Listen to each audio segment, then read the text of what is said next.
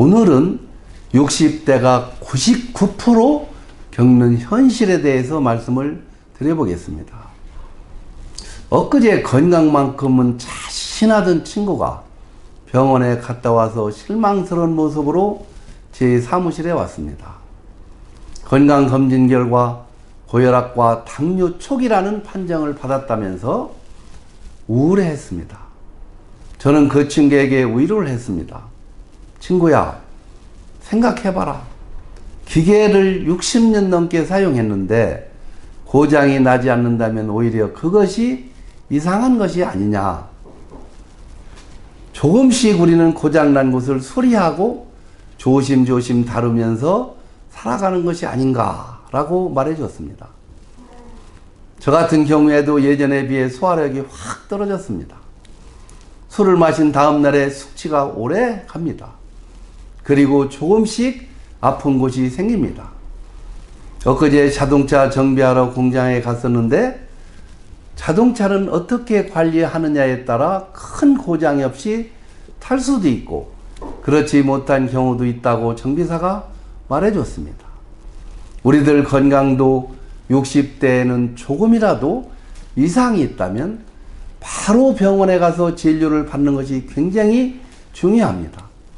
호미로 막을 곳을 가래로 막지 않으려면 수시로 병원에 가서 체크하는 것이 저는 중요하다고 그렇게 생각합니다. 그리고 먹는 음식이 굉장히 중요합니다. 이왕이면 건강에 좋은 음식을 챙겨 먹는 것이 필요하지요. 저 같은 경우에는 양파를 식사 때마다 몇 조각씩 꼭 먹는데 혈관 건강 등에 좋다고 합니다. 자기 몸에 좋은 음식이 무엇인지 인터넷만 검색해도 지식이 차고 넘칩니다. 이 중에서 자기가 쉽게 구할 수 있는 음식을 찾아서 지속적으로 섭취해 나가는 것이 굉장히 중요한 것 같습니다. 그리고 은퇴하고 60대가 되면 대부분 소득이 절반 이하로 뚝 떨어집니다. 젊어서는 부족하면 대출을 받아 생활도 했지만 60대가 되면 대출도 잘 해주지 않습니다. 다른 방법보다 생활비를 줄이는 것이 최선책입니다. 조금 불편해도 가까운 곳은 걸어 다니고 조금 먼 길은 자전거를 타고 다니면서 기름값도 줄이고 건강도 챙기는 일석이조의 방법을 찾는 것이 좋습니다. 옷도 새 옷을 구입하기보다는 예전에 구입한 옷을 리폼해서 입고 요리할 때도 채소나 과일은 텃밭에서 키우는 등 절약이 필요하다고 저는 봅니다. 그리고 60대가 되면 누구나 주변에 전화 오던 친구들도 자주 전화를 하지 않는 등 외로워집니다. 혼자서도 잘 놀 수 있는 법을 배우지 않으면 안 됩니다. 엊그제 5, 6년 후배들이 은퇴하고 제 사무실에 인사하러 왔습니다. 내 나이가 올해 법적으로 노인인 65세인데 그 친구들은 내가 초등학교 6학년일 때 1, 2학년이었습니다. 우리는 50년대생이고 그들은 60년대생입니다. 벌써 그들이 은퇴를 하고 있는 것입니다.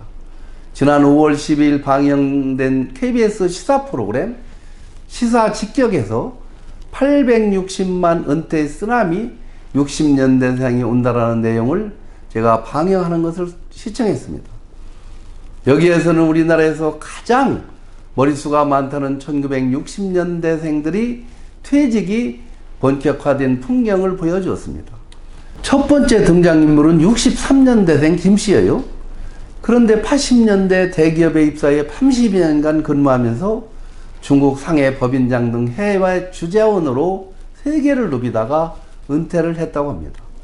주요 이력이 적힌 명함을 갖고 다니며 구직 활동을 하고 있지만 갈수록 마음이 위축된다고 합니다. 김씨뿐만 아니라 61년생 남성은 무역회사를 다니며 수출 역군이란 자부심으로 살았는데 직장을 잃고 정신 차려보니 어렵게 장만했던 아파트가 사라지고 없다고 합니다. 야간 교대로 건물 안전 점검 일을 한다고 합니다. 63년생 남성은 휴대폰 하나 들고 밤새 대리 기사를 뛰지만 대출금 갖고 대학원 다니는 자식 교육비를 대기 벅차다고 합니다. 60년생 여성은 맞벌이하는 아들 내외의 두 손주를 떠안고 양육비를 받긴 하지만 모자라다고 합니다. 시어머니 요양비를 위해 마트 알바를 하고 있다고 합니다. 그리고 은퇴 후 독하게 지켜내야 하는 것이 있습니다. 제가 은퇴해보니 독하게 지켜야 할 것이 있다는 것을 알게 되었는데요. 은퇴 전 50대까지는 다른 사람들과 어울리면서 내 가치관이나 의지대로 살지 못했습니다. 때로는 먹고 싶지 않은 술도 먹게 되고 보기 싫은 사람들도 어쩔 수 없이 보면서 살았습니다. 그런데 은퇴하고 60대 중반이 되고 보니 나 자신을 내가 지켜내지 않는다면 남은 노후의 삶이 비참해질 수 있겠다는 생각이 듭니다. 먼저 저같이 술을 먹는 사람들은 내 의지와 상관없이 술을 먹게 되는 경우가 많습니다. 그런데 이렇게 자기 통제 없이 젊은 시절처럼 어울려 술을 먹다 보면 건강이 급격하게 안 좋아질 것입니다. 60대 중반이 되면 관리하지 않으면 건강은 한순간에 무너지게 되어 있습니다. 60대 중반은 그 어떤 것보다 건강이 가치보다 더 중요한 것은 없다는 각오로 건강을 최우선의 가치로 삼고 살아야 합니다. 천만금과도 건강은 바꿀 수 없는 것입니다. 어떤 사람을 만나든 내 건강을 해치는 일은 멀리해야 하지요. 그리고 은퇴 후에 독하게 지켜내야 하는 것은 노후 자금입니다. 자기가 가지고 있는 노후 자금을 자식에게 주는 일이나 잘못된 투자 등으로 허비한다면 이후 노후의 삶은 비참해질 수밖에 없습니다. 자기가 가지고 있는 노후 자금이 있다면 목숨을 지키듯 지켜내야 하고, 노후 자금을 만들지 못했다면 60대부터 70대 초까지는 자기 능력을 최대한 활용하여 노후 자금을 벌어야 합니다. 70대 초반까지는 기회가 있다고 봅니다. 지금까지 경험한 노하우나 지식 그리고 인맥을 총동원하여 돈을 벌어들이고 노력하고 찾는다면 얼마든지 노후 자금 정도는 벌어들일 수 있다. 저는 그렇게 봅니다. 이렇게 60대가 겪는 현실은 녹록지 않지만 그래도 즐겁게 한번 살아봅시다. 오늘도 제가 쓴 시 한 편을 낭송하고 영상을 마치겠습니다. 행복의 파랑새 황선만. 행복의 파랑새를 찾아 여러 곳을 기웃거렸다. 높은 자리를 향하여 큰 재물을 가져보려고 이름 날리는 명예를 쫓아서 행복을 밖에서만 찾았다. 은퇴 후 고향 산골에서 살면서 알아가고 있다.